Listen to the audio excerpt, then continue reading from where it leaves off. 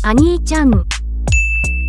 Si Ren ay isang lalaki na biglang kinukuha ng isang random na Diyos para protektahan ang universo hanggang sa makatagpo niya ang isang hindi magagapi na lobo na nagpapalaki ng kanyang mga estatistika, na nagbibigay sa kanya ng SS rank powers. Pero hindi ganun nagsisimula ang kwento natin. Si Ren ay isang ulilan na nawalan ng mga magulang sa isang aksidente sa sasakyan. Ginastos niya ang lahat ng perang naiwan ng kanyang mga magulang sa kanyang tuition at lottery ticket. Bagamat nakapagtapos ng kolehiyo bilang numero 1 estudyante, may mga problema pa rin siya. Siya ay walang trabaho at walang iba kundi ang matulog sa parke. Wala siyang pera, ngunit umaasa pa rin siyang random na yumaman at magpakasal sa isang cute na babae tulad ng karamihan sa mga lalaki sa Earth. Sa wakas ay pinaandar na niya ang kanyang 2 brain cell at nagpas siyang umupo ng ilan sa mga kwarto sa bahay na iniwan sa kanya ng kanyang mga magulang. Sa kabutihang palad, ang isang cutie na nagngangalang Lily ay naghahanap ng isang mura, sus na tirahan. Habang naglalakad papuntang bahay, napansin ni Ren ang ilang kakaibang paniki na papalapit sa kanila. Biglang nag-transform si Lily bilang werewolf at ang aming anak ay nagsimulang mataranta, sa pag-aakalang siya ay nabubuhay sa isang bangungot. Ang isa pang hindi kilalang babae ay nagsimulang makipaglaban kay Lily hanggang sa tumalon siya at manatili sa himpapawid.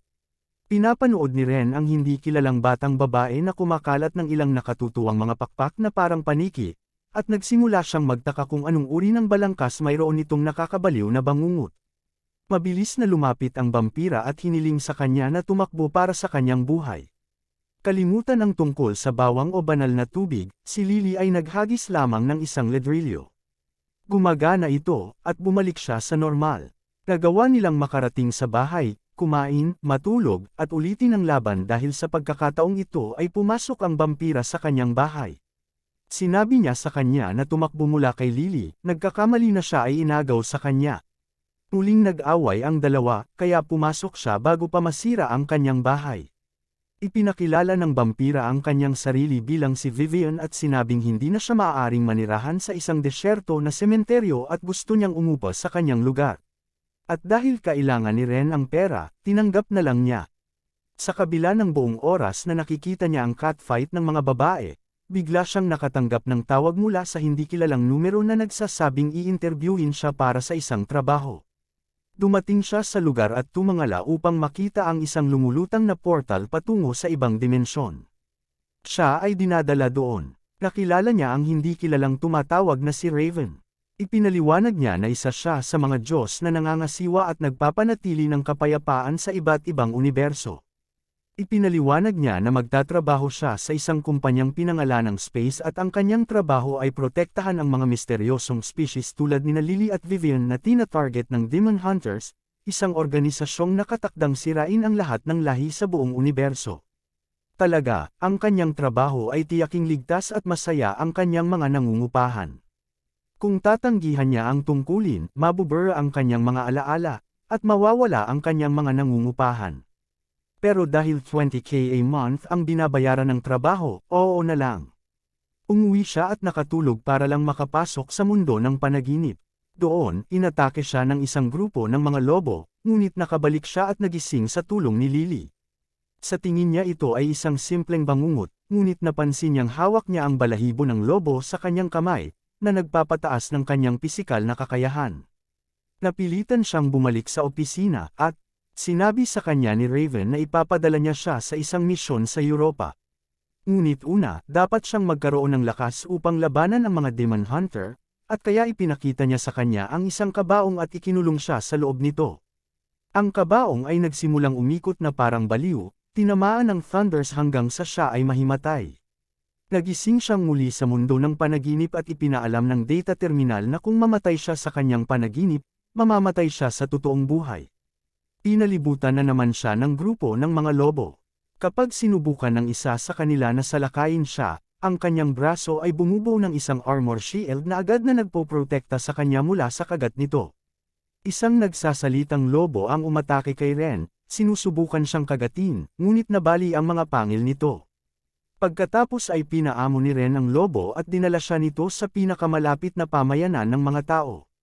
Dinala siya ng lobo sa isang abandonadong kubo kung saan nakakita siya ng isang piraso ng metal na may pamilyar na typography na nakasulat dito. Kapag hinawakan niya ito, lumilitaw ang isang kulay ube na aura sa paligid niya. Bumalik si Ren sa realidad at inatasan siya ni Raven ng misyon na pumunta sa Europe kasama sina Vivian at Lily para kunin ang kanyang bagong nangungupahan. Ang grupo ay namamahala upang ligtas na maabot ang lugar na napapaligiran ng mga tao na sa tingin nila ay mga mangangaso ng demonyo. Nagagawa nilang mag-slide na nakatali sa simbahan at nakahanap ng mahiwagang mensahe na nakaukit sa bato. Kinayla ni Lily ang isa sa mga tile, at natuklasan nila ang isang nakatagong daanan sa ilalim ng lupa. Inanunsyo ng terminal na matagumpay nilang nahanap ang lokasyon ng nangungupahan at mabilis na pumunta sa ilalim ng lupa ang grupo. Kinakabahang gumagala ang grupo sa madilim na daanan ng lagusan. Napansin ni Lily ang mga sulat na nakasulat sa dingding. Sinabi ni Vivian na ang titik rune ay pinipigilan ang kasamaan at ginagamit ng mga mangangaso ng demonyo. Kapag ang selyo ay tinanggal, ang kasamaan ay gigising. Hinawakan niya ang dingding at nagsimula itong manginig. Nagsisimulang bumaril sa kanila ang mga arrow mula sa itaas. Pinaandar ni Ren ang kanyang kalasag at tumakbo sila palayo dito. Nakahanap sila ng bitag pagkatapos ng bitag habang nagpapahinga. Napapaligiran sila ng mga multong sundalo habang tumatakas sila sa kanila. Nakuha ni Lily ang isa sa kanilang mga espada bago pumasok sa isa pang silid. Binasa ni Vivian kung ano ang nakasulat sa talam at sinabi na ang mga multo ay hindi nakulong sa ilalim ng lupa ngunit binabantayan ang magic stone sa itaas na ginamit upang magpatawag ng mga demonyo. Ang lugar ay nagsimulang yumanig, at nakita nila ang kanilang mga sarili na napapalibutan muli ng maraming multong sundalo. Ang kisame ay sumabog, at ginamit ni Ren ang kanyang kalasag upang protektahan sila. Lahat sila ay tumangala at nakita si Nangang, isang demon hunter.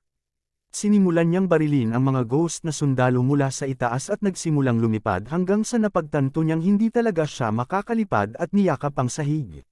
Bumangon siya at nakipag-away sa mga multo, ngunit nanghina siya kaya binato siya ni Lily ng bato, na nagpatamba sa kanya.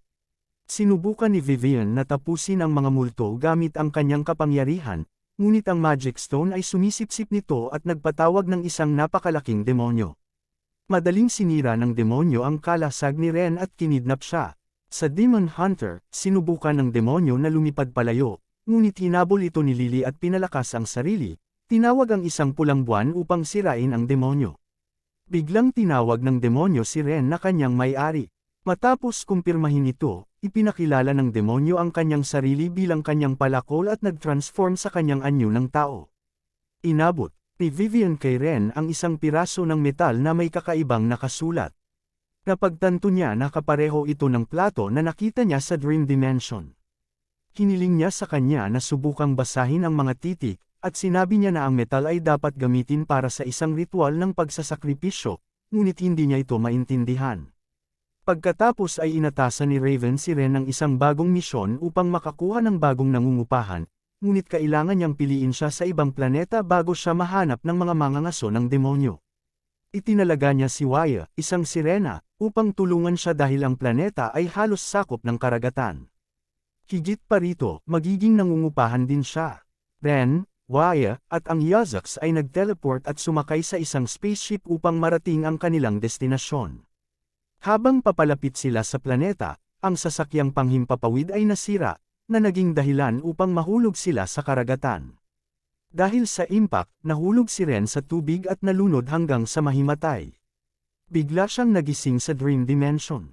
Ipinaalam sa kanya ng terminal na iniligtas siya ni Waya sa totoong mundo, at ito ay dahil sa kanyang kawalang tatag dahil sa pagkalunod na nag-teleport sa kanya pabalik sa dimensyon. Doon, nakilala niya ang kanyang pinaamo na lobo at nagtanong kung alam niya ang tungkol sa mga metal plate. Ipinaliwanag ng lobo na ito ay isang matagal nang nakalimutang demonyong lord na nagpapatawag ng ritual na wika na natutunan niya mula sa isang tao. Sinubukan ng lobo na magdetalye, ngunit si Ren ay biglang nag-teleport pabalik sa realidad habang si Yu ay nag-transform sa isang sirena at si Ren ay itinapon sa tubig. Lumubog sila upang siyasatin ang pagkawasak ng barko, at lumikha siya ng isang hadlang sa paligid nito, pero walang tao sa loob. Iniisip ni Ren na nahuli na ng mga demonyong mangangaso ang bagong nangungupahan, ngunit inihayag ni Raven na ito ang itlog na pinaglalaroan ni Yu. Kinuha ni Raven ang grupo at ipinaliwanag na ang itlog ay kabilang sa pinakamakapangyarihang sirena sa universo, at ito ang huli sa uri nito.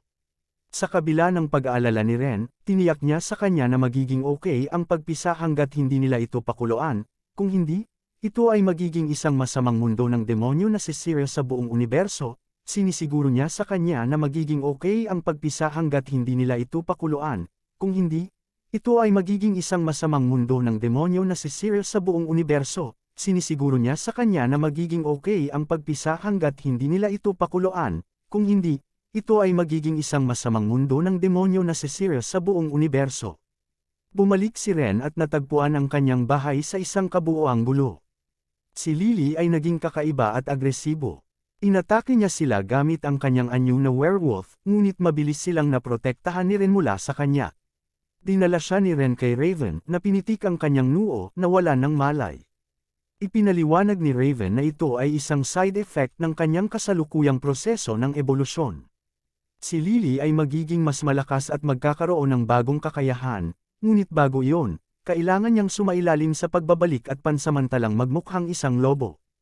Bumalik sa normal si Lily, ngunit sinabi sa kanya ni Raven na kailangan niyang tapusin ang proseso, o siya ay maguguluhan at mamatay. Dahil kailangan itong maganap sa buong buwan, nagpasya si Ren na magkampo kasama ang kanyang mga nangungupahan ngunit nakatulog. Nagising siya sa tunog ng pag-ungol at napagtantong may mali. Nagmamadali siyang lumabas, nakitang nagwawala na naman si Lily. Pagkaraan ng ilang sandali, nakikita ng grupo ang kanyang pagbabago sa isang kaibig-ibig ngunit napakalaking husky. Lumakad si Ren papunta sa kanya, kahit na hindi siya sigurado kung ano ang maaaring mangyari, ngunit sa kanyang kaluwagan, dinilaan siya nito at hiniling na alagaan siya tulad ng isang ordinaryong aso. Pinakain siya ni Vivian ng pampatulog para pakalmayan siya, ngunit naging mas agresibo siya, at tumakbo siya para salakayin ng isang kalapit na bayan. Hinabol ni Vivian, Raven, at Ren si Lily. Tumalon ang kanyang palako sa kanyang harapan, ngunit walang kahirap-hirap itong itinapon. Ginamit ni Vivian ang kanyang mahika para bitag siya sa isang hola.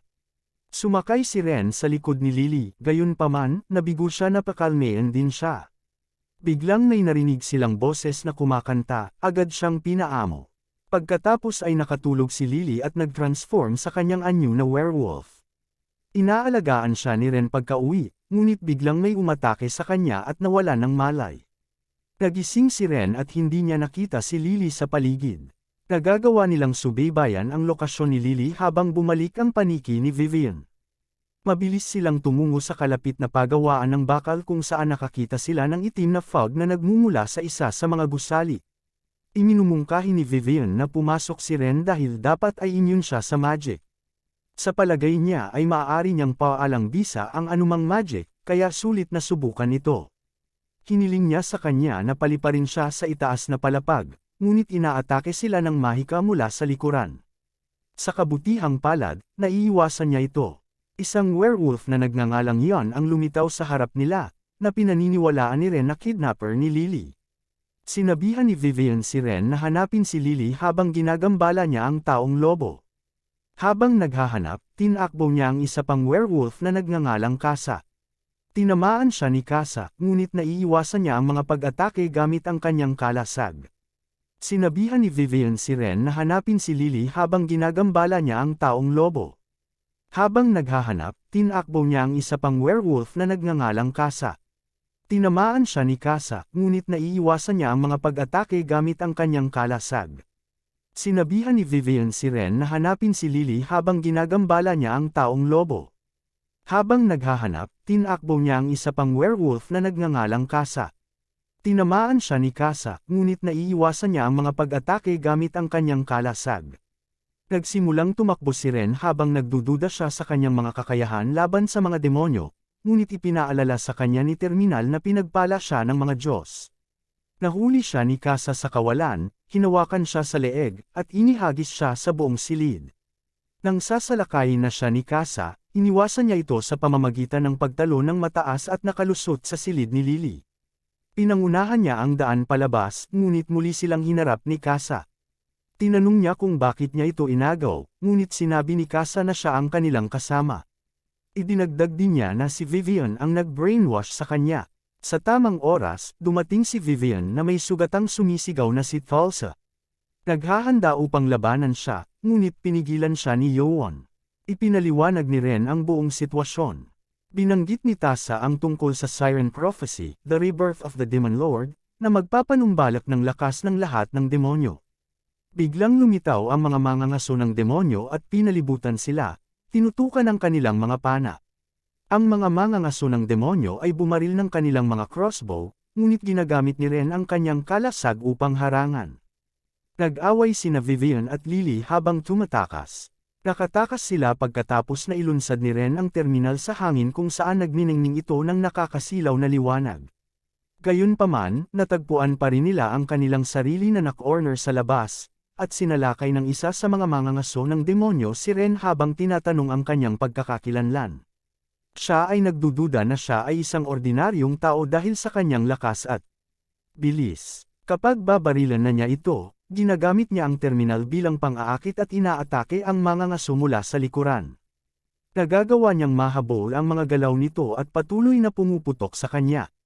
Hinahabol niya ito, ngunit patuloy itong nagte-teleport. Sa wakas, nahuli niya siya at sinuntok habang nasa ere siya. Si Ren ay bumagsak sa lupa at si Lily ay sumunod sa ilang sandali.